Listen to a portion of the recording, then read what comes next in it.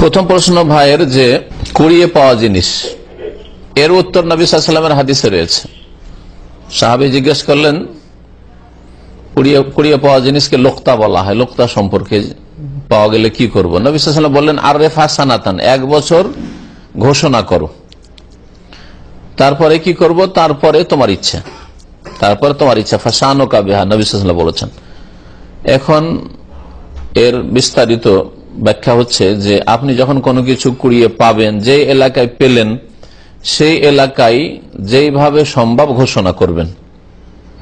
মৌখিক ঘোষণা সম্ভব হলে সেটাই করবেন, না হলে লিখিত আজকাল বিজ্ঞপ্তি লাগিয়ে দিলেন, একটা কাগজ লিখে পোস্টার বা কিছু এরকম বিভিন্ন জায়গায় লাগিয়ে দিলেন যে এলাকাগুলিতে হয়তো সন্ধান পেতে পারে লোকেরা বা লোকজন বেশি যাতায়াত করে ওই রকম জায়গায়, যেমন এখানে বিভিন্ন হোটেলে যেখানে লোকেরা আসে, অথবা সিটি সেন্টার যেটা যেখানে লোকজনের যাতায়াত বেশি, অথবা যেখানে বিশেষ করে যেখানে আপনি পেয়েছেন জিনিসটা ওই এলাকা আপনি ঘোষণা করবেন, লিখিত ভাবে হোক আর মৌখিক হোক।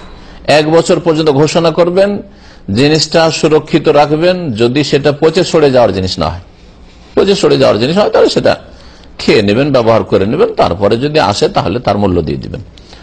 আর যদি সেটা পচে সরে যাওয়া নষ্ট হওয়ার জিনিস না হয় তাহলে সেটা সুরক্ষিত রাখবেন, ব্যবহার করবেন না। ঘড়ি পেলেন ব্যবহার করবেন, মোবাইল পেলেন ব্যবহার করবেন, জায়েজ নাই। 1 বছর ব্যবহার করা যাবে না, সেটা রাখবেন।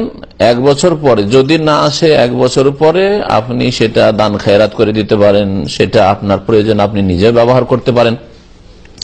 যদি এক শ্রেণীর ওলামারা বলেছে এটা দান করে দিবেন, কিন্তু দান করে দিতে আপনি নিজে ব্যবহার করা যাবে না এমন বিষয় না, প্রয়োজনে ব্যবহার করা যেতে পারে। জি, কোনো অসুবিধা নেই।